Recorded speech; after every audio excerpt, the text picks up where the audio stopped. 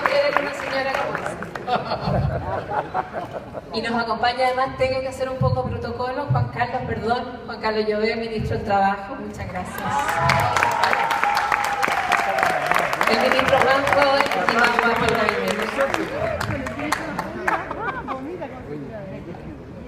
No fue muy fácil convencer al ministro Ampuero de hacer este encuentro, porque él ha sido, a pesar de que esta novela, su publicación estaba planificada desde antes de que lo llamaran al ministerio, él ha sido muy cuidadoso, yo me atrevería a decir que pudoroso, con separar sus roles en el servicio público y el de escritor. Pero después de algunas comidas, varios pisco sour, logramos convencerlo de que cómo íbamos a dejar pasar los 20 años de Cayetano Brulé y los 25 años de la Finisterre, que es su casa académica en Chile, sin celebrar. Y majadería por delante, porque en eso nadie nos gana, finalmente lo convencimos a hacer este encuentro entre amigos, aprovechando también la reciente publicación de Bahía de los Misterios, que es el 7º libro de su célebre detective Cayetano Brulé.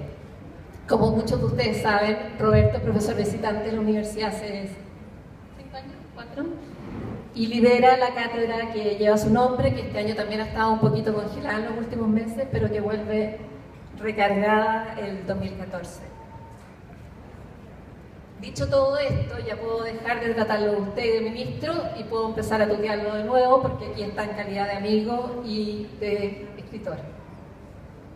Cayetano Brulé tiene 20 años de vida, recorre todos los continentes, está traducido a muchos idiomas y tiene tantas vidas como tiene Roberto. Y de eso vamos a hablar hoy día. Van a hablar ellos todos en realidad. Así que inmediatamente les presento a otro gran amigo de la casa que ustedes conocen bien. Roberto va a llevar hoy día una conversación con Héctor Soto, abogado, gran crítico de cine, agudo, analista político y editor adjunto de La Tercera. Muchas gracias, Héctor.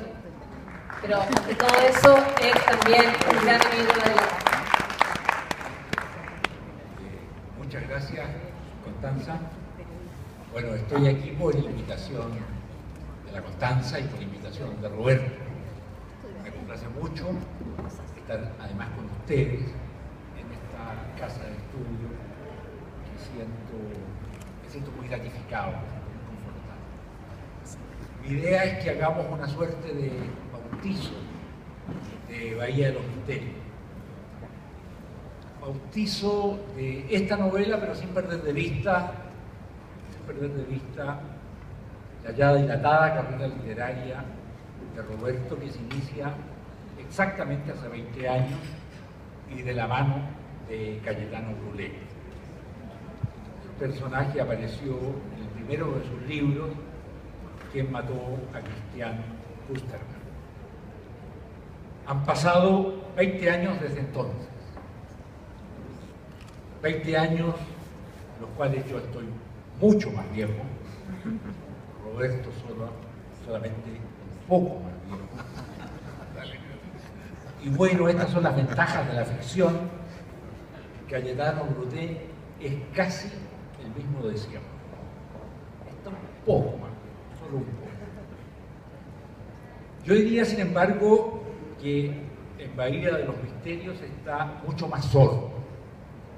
Cayetano, que nunca fue un caído del catre, por decirlo así, que siempre fue un tipo listo, que se enfrenta a enigmas mayores que lo llevan por varias ciudades, que lo pasean por muchos saberes, que lo mantienen colgando de un hilo allí donde el FBI y la PDI fracasaron, y bueno, lo cubren de gloria a su manera, claro, porque el hombre es discreto y quitado de bulla, resolviendo un caso del brutal asesinato de un profesor estadounidense en Valparaíso.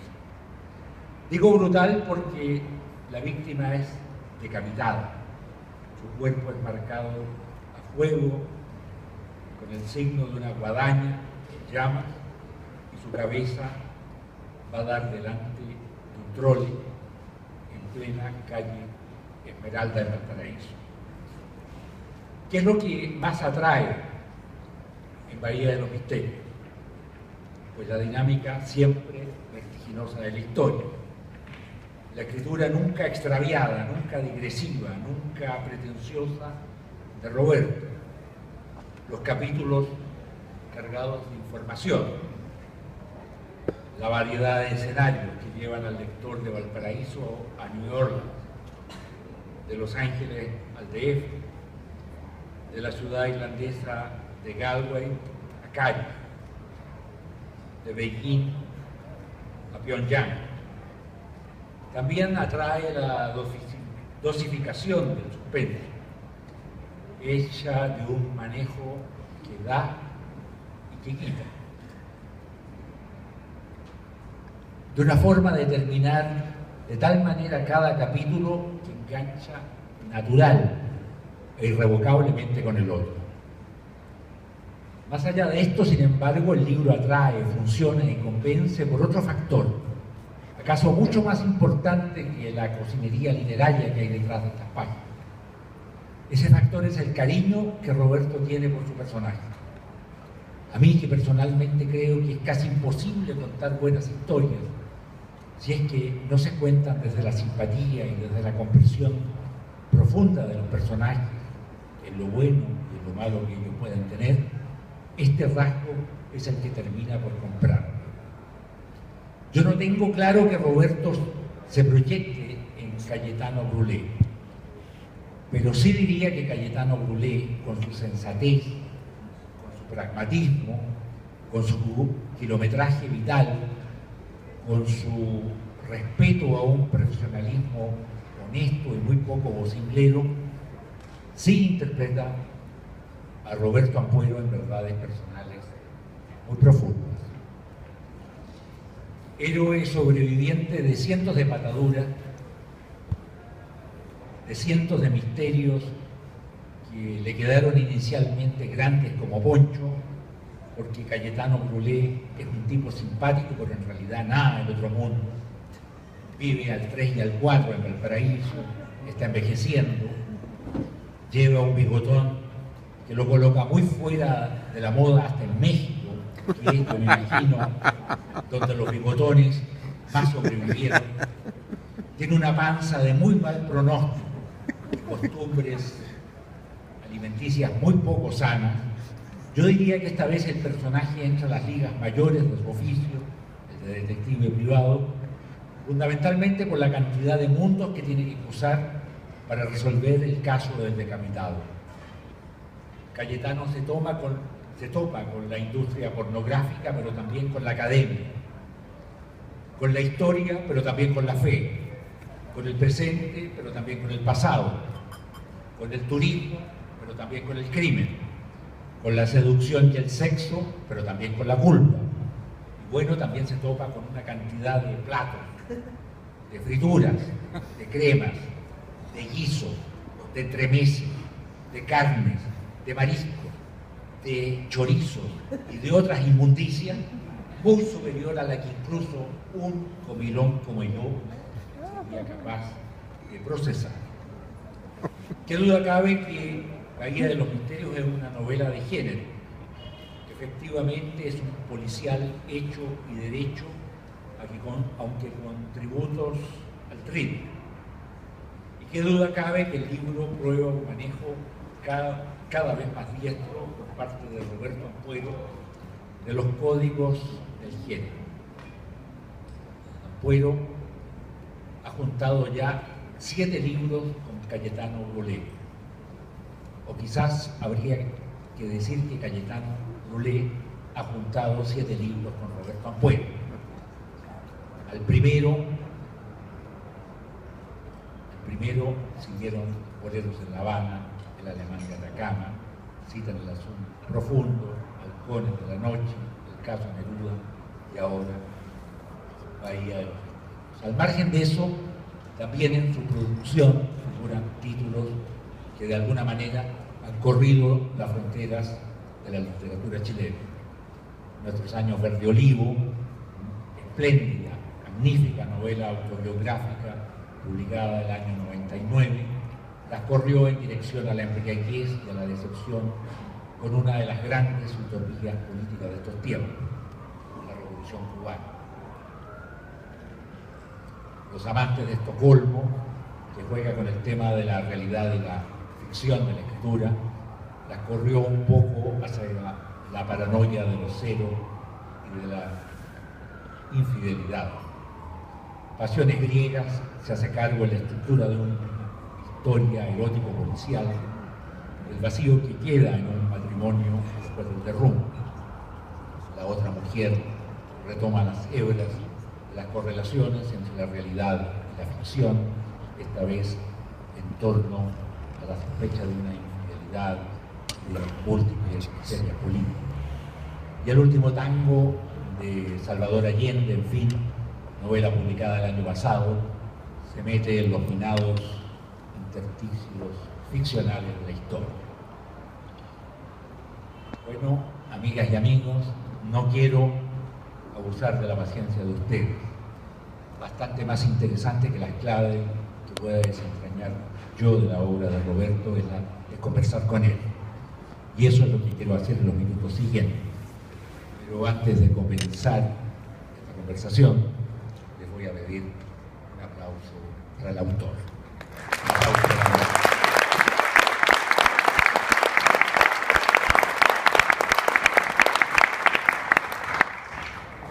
Yo quiero partir muy literariamente y te quiero preguntar para ti, ¿cuán cómodo es trabajar al interior de los géneros? Te lo pregunto no solamente por la serie de Cayetano Brulé, que es un género, o sea, que son libros que corresponden a un género policial ortodoxo, sino también porque has escrito otros libros, los libros más bien de pareja, que de una manera u otra todos ellos están montados sobre una estructura policial. ¿Te acomoda ese formato? No tengo nada contra los formatos, no tengo nada contra los géneros. Yo creo que es mucho más fácil darse a entender, digamos, cuando uno escucha una obra de Mozart que una obra de Stravinsky. Así que contra los géneros no tengo nada, pero vale la pregunta. Bueno, primero muy buenas noches a todos ustedes. Muchas gracias por estar hoy acá.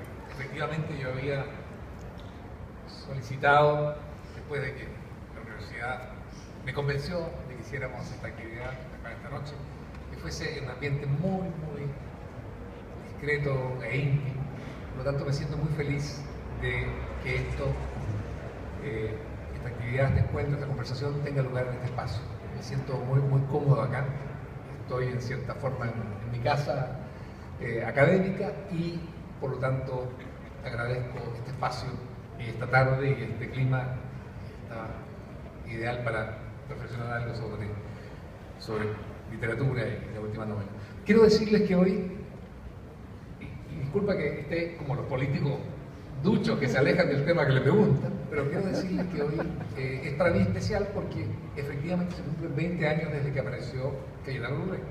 No es algo menor cuando un personaje de ficción cumple 20 años, sigue presente con nuevas novelas, tiene lectores, está en muchos países, en muchas lenguas. En Asia, por ejemplo, está en China popular, en Taiwán, en Corea, en Japón. No es menor sentir de pronto una suerte de peso, de responsabilidad de un otro yo que está por allí, que no es un yo, pero es alguien que está permanentemente presente desde la ficción. Y vamos que 20 años es mucho tiempo. Y en este sentido también quería destacar algo que tiene relación con la ficción y tiene relación también con esto que estamos celebrando hoy. Yo venía para acá a última hora, muy atrasado en realidad. No sabía que íbamos a comenzar un poco más tarde, pero muy atrasado, por cosas del trabajo. Y en ese sentido saludo acá en este marco también a mi colega ministro Llobet por estar acá, porque sé cuán difícil es salir de las actividades propias del ministerio al trabajo, del trabajo a una actividad a esta hora del día. Venía en el auto y de pronto recibo un llamado telefónico en mi celular y ese ministro me dice, bueno, sí, el presidente Sebastián Piñera. Entonces me dice, mire, ¿dónde está usted? Estoy esperando dando unas vueltas por acá. ¿Dónde está usted? Le digo, estoy, y ahí me di cuenta de que se notaba, le dije, a 2 minutos de llegar a la Finisterra. Ya me dijo, yo quiero pasar rápidamente a saludarlo, tengo otras actividades después, pero quiero saludarlo, quiero pasar a saludar en estos 20 años de Cayetano. Entonces, efectivamente, llegué un minuto más tarde y después llegó el presidente, y para mí, les voy a decir, más allá de los análisis políticos, es tremendamente conmovedor y realmente muy grato, es un gran honor que un presidente de la República vaya a saludar, en este caso, a los 20 años de un detective de ficción. Y le dije, cuando le agradecí al presidente, hace unos minutos acá, le dije que no creo que haya muchos detectives de ficción que al cumplir 20 años, 40 años o 10 años hayan tenido la visita del jefe de Estado de su país para saludarlo y festejar sus 20 años. Entonces, en ese sentido, ojo, me pongo en la relación entre realidad y ficción. Perdón, una interrupción. A ver, ya. El presidente se bajó del auto, muy cariñoso, pero yo sospecho, por la primera pregunta que hizo, que su visita tenía un qué. Ministro le dijo, ¿en qué minutos cree usted esta novela? O sea, en el fondo, estaba un poquito fiscalizando también. Yo quería decir que celebro que el presidente se haya ido, digamos, porque ya, si bien es intimidante presentar una novela frente a ministros, ya hacerlo frente a un presidente, a mí personalmente me compensa. Celebro que se haya ido. Ojo que tenemos varios representantes de la familia Piñera, yo ya todos hermanos por aquí. Sí. En todo caso, para mí tiene un significado que va más allá de lo estrictamente político, tiene una relación, esta relación entre realidad y ficción. Pero bueno, quiero volver, después de haber dicho esto, a la pregunta, que no la he olvidado. Lo que pasa es que a mí me atrae mucho esta estructura básica interna de una novela que tiene que ver con investigación. Porque yo pienso que la vida en sí misma es una permanente indagación. No es cierto que solamente las novelas policiales investiguen, o el thriller investigue. La vida y cualquier novela, en mi juicio, tenga cierto carácter atractivo además, y tenga un sentido más profundo, giran en torno a la investigación. La vida de cada uno es un momento, un espacio, un tiempo, donde uno se encuentra con muchos enigmas, permanentemente, y los va resolviendo. Lo bello de la vida es que uno sencillamente no tiene respuesta. Al final yo creo que las únicas, yo no te conozco toda tu obra, pero yo creo que las únicas 2 novelas que no tienen estructura policial es Los años verdolinos y El tango de Salvador Allende. ¿Me equivoco o no? Te equivocas. Porque Sí. No es la primera vez. Perdone. ¿Cuál es? el tango, el último tango de Salvador Allende es profundamente investigativa en un ámbito, en una dimensión, y es la de este ex agente de la CIA que participó, ya jubilado, que participó en el golpe contra Allende y la situación que se creó en Chile en ese momento, que había estado en la embajada norteamericana observando esto, y muchos años después vuelve a Chile porque quiere, ya jubilado, revisar su vida, ver su papel en la historia de este país al que nunca más volvió, y en ese sentido investiga. Lo que pasa es que y hay otra dimensión de esta novela, otro plano, que es el plano de la vida de Salvador Allende, que es en clave de ficción, donde yo creo que también él investiga y se pregunta cuál es el sentido de su vida y cómo lo verá la gente, la historia, que me interesaba mucho, cómo lo verá la historia después. Roberto, te invito a hablar de Cayetano. A ver, ¿cómo te imaginaste a Cayetano? Yo entiendo que a Cayetano le pusiste el nombre de el segundo apellido de tu papá. Así es. O sea, ya con eso lo acercaste mucho a tu ADN, supongo. Ahora, lo hiciste más viejo que tú. Lo hiciste cubano. ¿Por qué cubano? Dejaste, me imagino, parte del corazón, parte del alma, no sé, algo dejaste en La Habana. Te trajiste a ese personaje de allá, lo instalaste en Valparaíso, lo instalaste con mucho cariño. Es un personaje que tú proteges, que tú blindas. Es un personaje, a mí, de lo que más me gusta de la serie, digamos, es la forma en que tú lo proteges y que tú lo quieres. Para mí, la experiencia del Caribe fue decisiva. Viví prácticamente 5 años en La Habana, en los años 70, y llegué allá, como lo he relatado muchas veces, y también en nuestros años de religión, por una convicción política muy utópica. Y además, muchas ilusiones, y además siendo miembro de las Juventudes Comunistas, después del 11 de septiembre del 73, llego en diciembre del 73, a comienzo del 74 llego a La Habana, con toda esta mochila de ilusiones. Y obviamente la experiencia del socialismo real, puede haber conocido también el socialismo real detrás del muro de Berlín, me llevó en 1976 a renunciar a la Juventud Comunista, porque lo que veía sencillamente no lo quería para Chile. No lo quería, ni me apetecía, ni me parecía que era un camino de desarrollo como lo había pensado antes de conocer el socialismo real. Pero ese es un tema. Pero la experiencia caribeña fue para mí decisiva.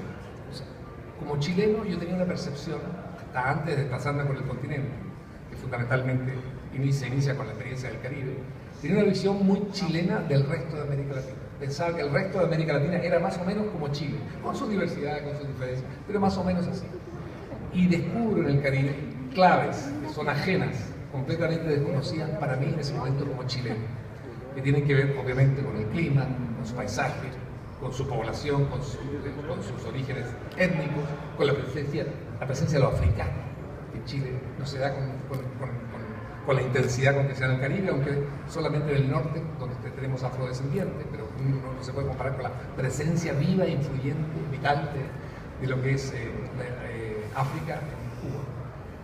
La relación estrecha y cercana de amor y odio con Estados Unidos, el hecho de sentirse como país cerca de Europa, en el sentido geográfico en el caso de Cuba, cosa que nosotros sabemos, Europa queda muy lejos, e incluso Estados Unidos queda muy lejos.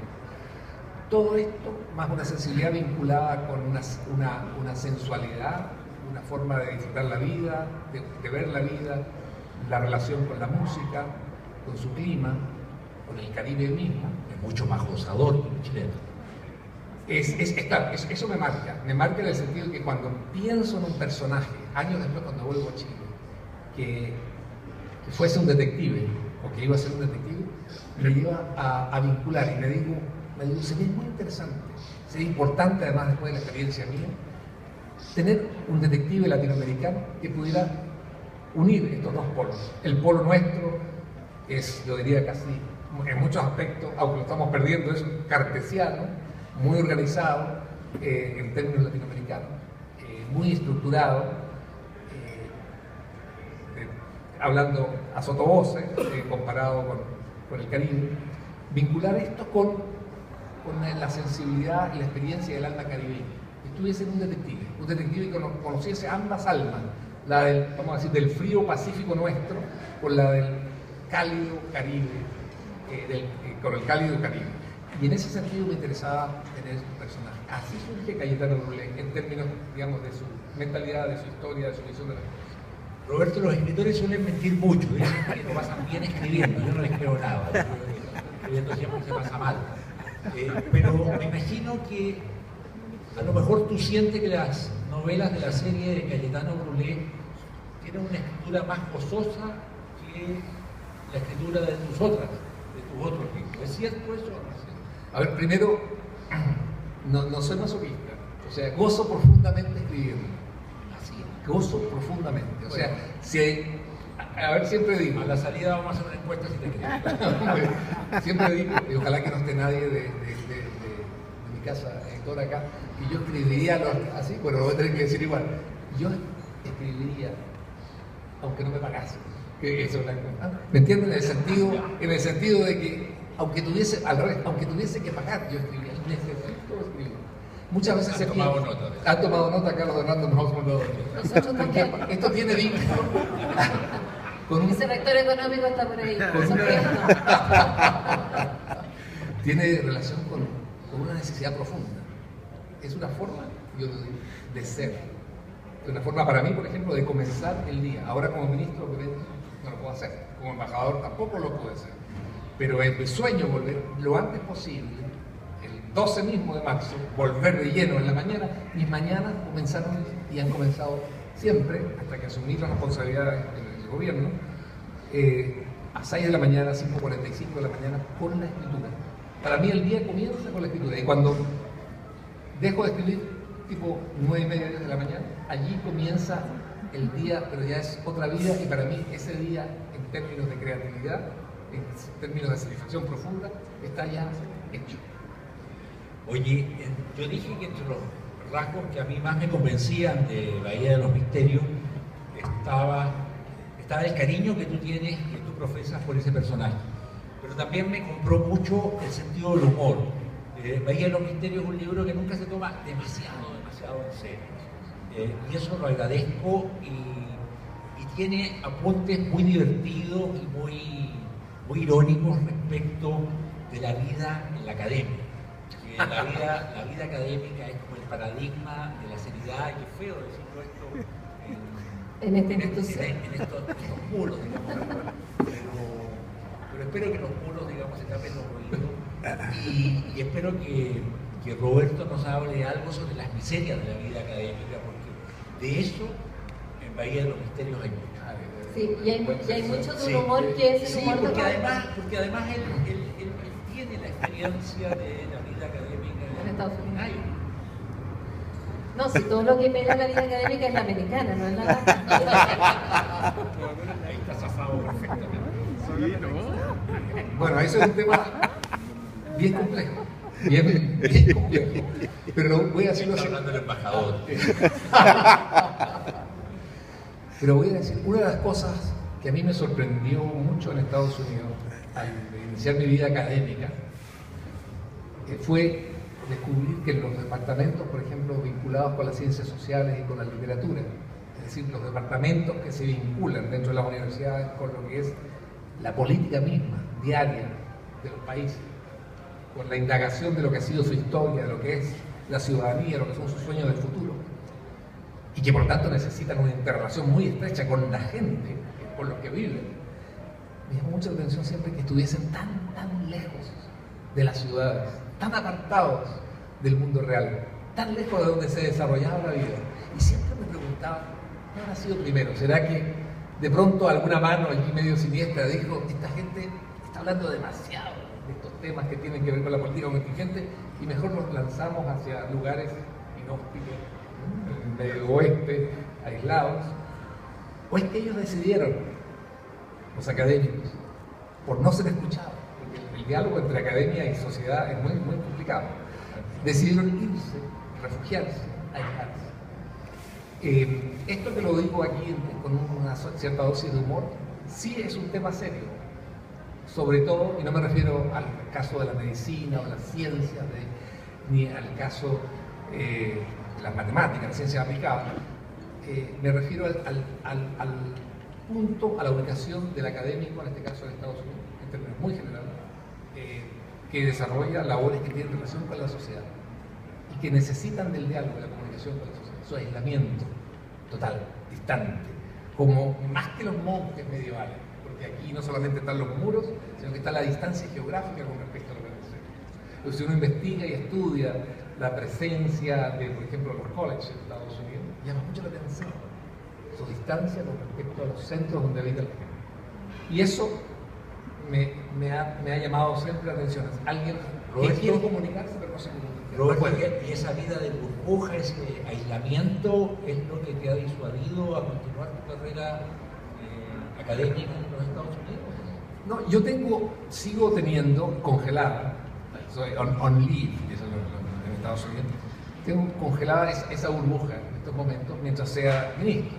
O sea, yo puedo volver a asumir mi función. Pero sí pienso, y con más claro que nunca, que en la vida hay muchas etapas. Y hay etapas para una cosa y para otra. Y de pronto pienso que hay etapas que se cumplen y hay que modificar, cambiar, iniciar otro tipo de vida. Y puede pasar por ahí que yo me aleje en este sentido de la vida, y estoy pololeando mucho con esa idea, y con mi señora, muy convencida de ella, de que sería bueno, después de esta experiencia tremenda, muy interesante, de haber sido embajador de Chile y ministro de Chile, volver al trabajo más literario, inclusive. Roberto, este año 2013 se están cumpliendo, entiendo, 20 años, ¿no es cierto?, de Cayetano Brulé, pero se están cumpliendo 30 años desde que tú pasaste de Berlín oriental a Berlín occidental. Y ese puede ser un tránsito, un cambio, un paso duro. Lo puse el otro día en Twitter y mucha gente reaccionó, lo retuiteó. Dije, pensar que hace más de 30 años. ¿Y no te llevaron al paredón? Lo dije, hace más de 33 años, eso fue, hace 33 años, qué curioso, pues, hace 33 años salí de los países donde todo era gratis, pero donde la gente había pagado un gusto por poder irse para siempre. Y ese era un tema sobre el que he pensado mucho en esto. La utopía y la realidad vividas. ¿Por qué Cayetano Brulé es un hombre que, no obstante ser un refugiado, o sea, es un hombre que se vino a Valparaíso, es un hombre que no opina mucho de política? Él opina desde el escepticismo. Desde el escepticismo. Así es. Él es escéptico con respecto a los políticos.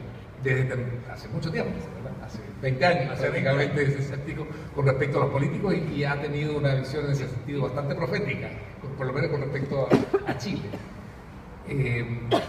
Él es un personaje que está feliz de haberse evitado la experiencia de vivir en un régimen totalitario. Eso sí lo marca. Él está feliz de no haber estado viviendo bajo un régimen totalitario, pero y viviendo en condiciones de poder entrar y salir y visitar y ver cómo funciona eso. Está contento y satisfecho de los espacios de libertad con que cuenta, por ejemplo, en Estados Unidos y en Chile. Y eso lo hace ver las cosas con mayor tranquilidad, con mayor distancia. Pero también yo diría que es un personaje que tiene algo muy interesante y que es un personaje nunca discriminatorio contra ninguna minoría. Es un personaje profundamente tolerante, y no de ahora, porque podríamos decir que la sociedad chilena ha alcanzado un nivel donde se manifiesta muy claramente en contra y mayoritariamente en contra de la discriminación de cualquier tipo. Este es un personaje que es respetuoso de las minorías, de todo tipo, desde que nace, como personaje de ficción. De acuerdo. Roberto, no sé cuánto tiempo alcanzaste a ser embajador en México. ¿Fue años o meses? Casi 2 años. Casi 2 años. ¿Te marcó eso en términos literarios? Te lo pregunto porque México es un foco, un centro de irradiación cultural muy potente, muy fuerte. Tiene una literatura, tiene una tradición literaria robusta, potente. Hay además muchas tradiciones entremezcladas ahí. O eres de una tribu, o eres de otra, o eres de otra. Pero todo esto con unas maneras y además con un refinamiento intelectual inédito en otros países de la región. Lo que ocurre es que en México hay tradiciones intelectuales de peso y sostenidas a lo largo del tiempo. Y claro, la presencia de intelectuales como Enrique Krause, Juan Villoro, Pedro Ángel Palau. No, esto ya yendo más atrás. Es tan poderosa que permea, trasciende, contagia también otros ámbitos que no necesariamente son intelectuales en el sentido profundo. Pero yo, más allá de lo que son las escuelas, más allá de lo que son los grupos, las capillitas, las que llaman, intelectuales o literarias, yo creo que el poder de México viene, en términos intelectuales, del hecho de que viven el presente, pero con una fuerte presencia de su pasado allí ante los ojos. El hecho de ser un país que tiene una presencia innegable, poderosísima, y está por doquier, de lo que son las culturas precolombinas, de lo que fundamentalmente fueron, que admiro yo, los mayas, bueno, los aztecas, pero culturas también previas a los aztecas en esa zona central de México, y el hecho de que hayan tenido una influencia tan poderosa en términos coloniales, una expresión arquitectónica colonial, una pintura colonial tan poderosa, y hayan sido al mismo tiempo un virreinato de la Nueva España. O sea, era España y nosotros. Eso en Chile nunca ha tenido lugar, ni como idea. Así que. Entonces, y después, un país que, estamos hablando de esas etapas, después un país que tiene una revolución que es tremenda, terriblemente sangrienta y destructiva en un primer comienzo, que les permite al mismo tiempo rescatar lo que son las tradiciones, que después se convirtieron en tradiciones nacionalistas o nacionales, hace que los elementos que influyen en los ciudadanos son muy poderosos y son omnipresentes. No es posible vivir de espalda a la historia en México, como sí es posible vivir de espalda a la historia en Chile, si uno ha crecido entre pirámides mayas o aztecas, o ha pasado frente a los grandes palacios, ¿verdad?, de los virreyes o de los grandes nobles de México. O no es posible vivir de espalda a la historia, por ejemplo, en México, cuando tu vecino directo es Estados Unidos, donde hay una frontera, hay unas rejas, hay un muro, donde comienza otro mundo y al mismo tiempo otra era, otra época, una alternativa también de desarrollo que es muy atractiva para muchos mexicanos. Y no es ajeno tampoco, no se puede vivir ajeno a la historia en un país donde al mismo tiempo, por el lado sur, se vinculan con países históricamente centroamericanos, digamos, que históricamente han sufrido fuertes convulsiones. Este hecho mexicano de tener esta variedad de culturas, este desarrollo histórico tan destacado, y al mismo tiempo contar con dos océanos, al mismo tiempo con dos tipos de vecinos, uno por el norte, poderoso, la primera potencia mundial, económica, moderna, donde viven más de 15 millones de mexicanos, sin contar los de descendencia mexicana, y por el sur, Centroamérica, Guatemala. Todo eso como mexicano te lleva necesariamente a plantearte diariamente, aunque tengas un nivel cultural muy bajo, que la vida es mucho más que este presente que estás viviendo, que hay una historia poderosa detrás, y que hay un desafío terrible del futuro, que está al norte, que es muy diferente al desarrollo del mexicano. De acuerdo, yo te hacía la pregunta porque en la inspiración de Bahía de los Misterios está un dilema, está un enigma, digamos, si acaso fueron los españoles los que descubrieron América o fueron los mayas los que descubrieron Europa. Y yo me imaginé que ese tipo de ficción, ese tipo de volada, por decirlo así, habría sido impensable si tú no hubieses pasado por México. Absolutamente. Es que las novelas trabajan mucho con el what if, ¿cierto? ¿Qué pasaría así? Y uno de los temas era, y me apasionó mucho, pero antes desde México. Y quiero decirles algo, yo me encontraba elaborando y trabajando y prácticamente terminando esta novela, cuando recibo la llamada del presidente donde me invita a ser su embajador en México. Yo dije, qué increíble, estoy terminando un libro sobre México. Y el presidente me hace este ofrecimiento tan honroso. Voy a poder perfeccionar, incluso, eso pensé, la novela de alguna forma, porque ya estaba escrita. Así es. Entonces, este elemento, digamos, me sorprendió mucho. Pero mi pregunta era, nosotros pensamos, y estamos convencidos, porque la historia fue escrita por los vencedores, y siempre es escrita por los vencedores, que los europeos fueron los primeros en tener noción de América, de nuestra América Latina, por decirlo así. Aunque en los últimos decenios se ha debilitado un poco por la presencia de China, también porque se habló de Erik el Rojo, de los escandinavos que llegaron hasta el norte del actual Canadá, al norte de Estados Unidos. Es decir, el viaje de Colón no fue necesariamente el primero a este mundo. Y dentro de ese marco a mí me quedó siempre la duda, ¿no hubo acaso algún tipo de experiencia previa de los mayas que eran grandes navegantes? Nosotros pensamos que nos hemos asociado exclusivamente a las pirámides y a la tierra adentro. Eran grandes navegantes. Quiero decirles que cuando llegan los españoles, esto lo estuvimos viendo, Cuando llegan los españoles a la región y se cruzan con las embarcaciones mayas eran mucho más grandes que las naos españolas, pero eran mucho más grandes. Llevaban a veces 80 remeros, 70 remeros.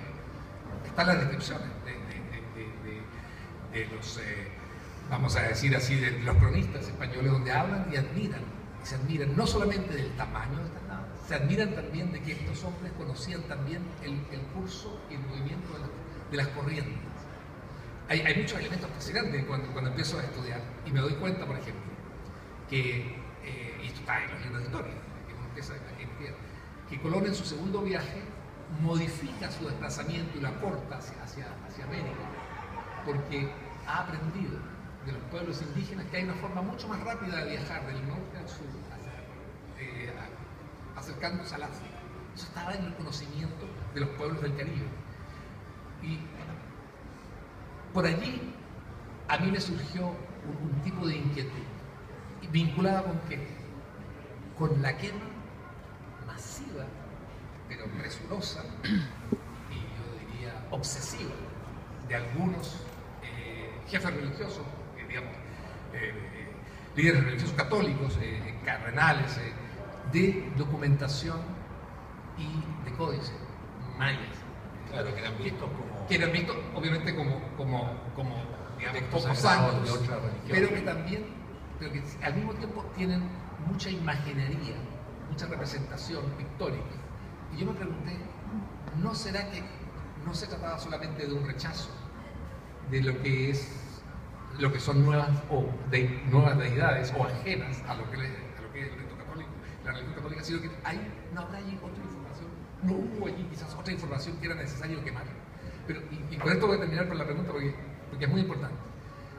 Lo que sí está claro, hay libros en Estados Unidos de dos autores, que trabajan un poco en esta teoría, pero han sido desacreditados por completo. Lo que sí es cierto es que Cristóbal Colón, en 1447, va a Galway, que está en Irlanda, la novela Cayetano llega a Galway. Va a Galway porque ha escuchado que allí cada cierto tiempo han llegado naves con personajes que, por su físico, por su color, no son europeos como él en ese momento conoce.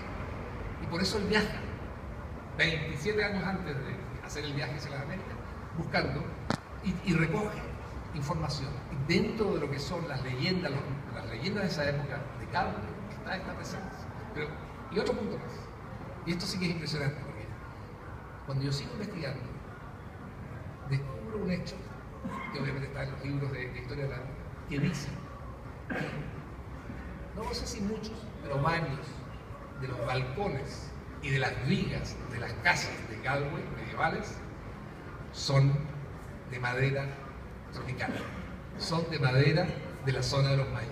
Ahora, lo que pasa es que las corrientes, obviamente no es que lo hubiesen llevado como un objeto de negocio, las corrientes llevaban hacia allá. Y eso explica también que la corriente existe, ¿no? Bueno, la corriente existe que sale del Caribe, dobla, asciende por la costa norteamericana y se abre después hacia Irlanda. Bueno, todo esto me dio a mí, que sí trabaja un poco un novelista que está con la especulación en términos detectivescos, hacia la idea de qué pasa si por lo tanto gran parte de la información que fue quemada, no solamente por parte de los españoles, la información de los mayas, datos, archivos, códices, fue quemada no solamente por razones de índole religiosa, sino que porque ellos, los mayas, sabían algo que para la historia que se escribía desde Occidente, desde Europa, desde lo que era además la Iglesia Católica y la Providencia, resultaba dañina y no aceptable porque violaba esta visión de que la misión civilizatoria y religiosa de España era llevar, ¿verdad?, la civilización por la religión hasta el mundo. Por ahí empieza esta novela de Cayetano Urré a desarrollarse. Álvaro Góngora, estás advertido. Cuídate de Roberto Ampuero, puesto que va a entrometerse en el departamento de historia. Oye, yo, para terminar, ¿tenemos algún tiempo? Tenemos todo el tiempo y yo para terminar quiero hacer una pregunta que creo que interpreta a buena parte de nuestros acompañantes de hoy. Vamos a tener la segunda parte de nuestro sueño verde olivo, de los años a la marioneta y la salida a la occidente. Absolutamente. Después que escriba mis memorias como embajador y ministro, voy a pasar de esa capa. No, Sabemos que hay algunos apuntes por ahí, que hay algo avanzado. yo creo que yo alguna vez conversé esto con Roberto. Yo creo que Los años verde olivo sería, que ya es un libro magnífico, sería un libro extraordinario si hubiese sido un libro de memoria, o sea, si no hubiese sido ficcionalizado y los nombres hubiesen sido los reales. Yo sé que en ese momento, ¿Cuánto podemos leerlo como memoria? en ese momento era difícil poner los nombres reales, pero yo creo que a estas alturas, donde el tiempo todo lo ha curado ya y lo ha cicatrizado, ya deberíamos publicar Una versión con una nombres edición que reales. se llamara Nuestros años verde olivo, la firma. ¿Sabes que en Francia la edición que recientemente apareció en Francia aparece como memorias? Se publicó como memorias, sí. Y es cierto. Lo que pasa es que muchos de los personajes de influencia que aparecen en esa novela, esa memoria, en el fondo, es memoria, han muerto desde estos otros 20 años. Y curiosamente, muertes naturales. Todo natural. en algunas de ellas. Pero curiosamente, y esto es muy impresionante, en la feria última del libro me encontraba yo recorriendo la feria del libro, comprando libros, y de pronto hay un libro que me atrae mucho, que se llama, y que por cierto lo recomiendo, que es notable, que se llama A partir de la UP, el aprendizaje democrático, de Sergio Muñoz, que es un hombre que fue comunista cuando joven y escribe su análisis de la historia reciente de Chile y de la época de la República. Escribió además un libro con Ernesto Torres. Con Ernesto, Sí. es bastante bueno. Ya, este que es notable, lo recomiendo mucho. Gran libro de análisis, muy objetivo, muy equilibrado, muy ponderado. Y estoy allí haciendo la cola para pedirle que me firme el libro.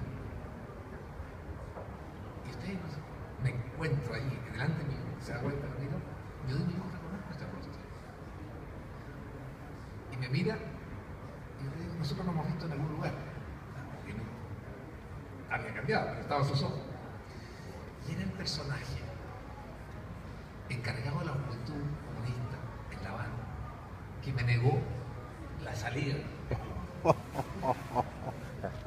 Y me pareció, yo nunca más lo había visto, desde el día en que yo salí de esa oficina, en el edificio, en el barrio de Vedado, la casona antigua que estaba el comité chileno, se decidía si los chilenos podían salir o no de Cuba, y según esta razón, a mí me rechazó el viaje diciendo que era un deseo pequeño burgués de encontrarme con mis padres que iban a viajar a Europa para encontrarse conmigo, y ellos se hacían cargo de todos los gastos.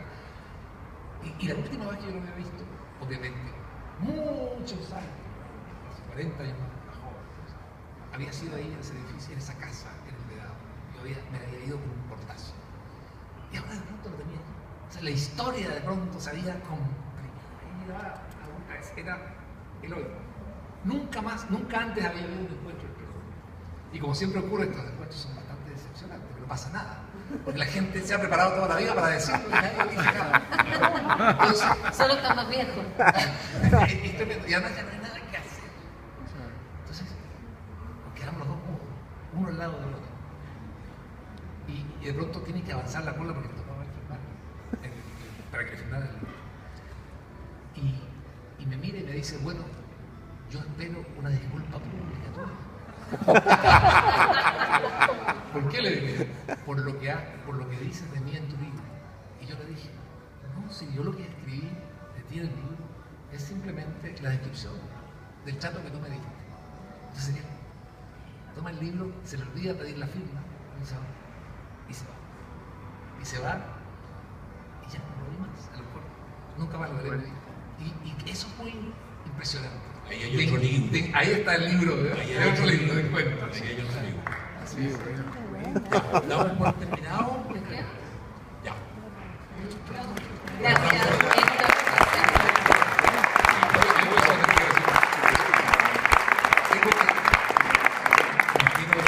Quiero despedirme de todos ustedes sin agradecerles nuevamente la presencia, pero también no quiero despedirme de ustedes sin agradecer especialmente todo lo que... sin agradecerle a mi mujer, a Ana Lucrecia, que hoy no puede estar aquí conmigo por cosas prácticas, porque cuando el marido se dedica a la política, la señora tiene que dedicarse a las cosas prácticas, en este caso en la casa, en Olmué, y entonces eran muy urgentes que había que resolver y no pudo estar hoy, no alcanzó a llegar a estar conmigo. Sin el apoyo de Ana Lucrecia, mis novelas no estarían. Sin su apoyo permanente, no sería probablemente el escritor que soy. Y en este sentido tengo que dar los agradecimientos. Me siento muy afortunado de poder celebrar también hoy, esta noche aquí, en los 20 años de Cayetano Brulé.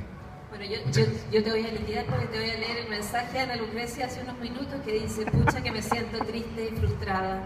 Gracias por hacer este homenaje a Cayetano que significa mucho para Roberto. Ana Lucrecia.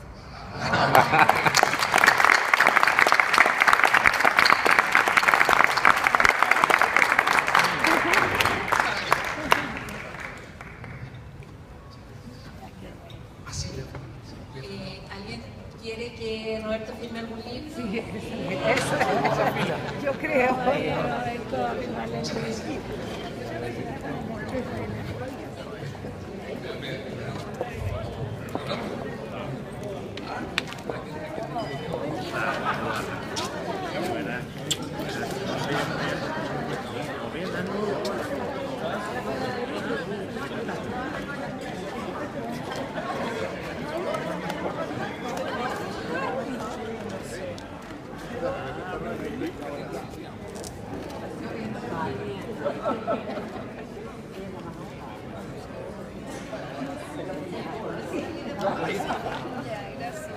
Gracias. Hola, buenas tardes. ¿A nombre de quién lo conocen? Peter y Mónica.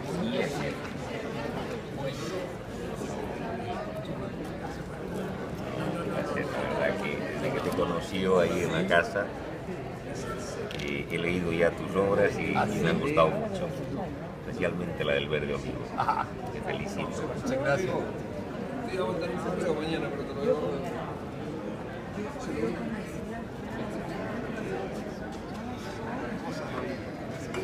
Creo que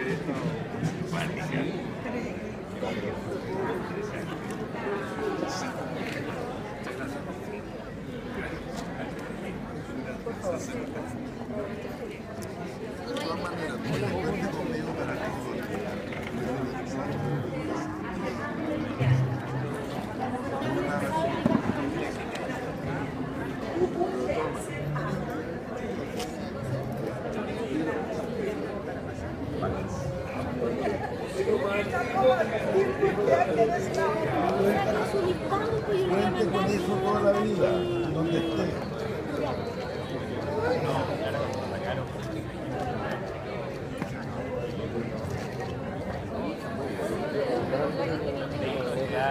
Las cosas.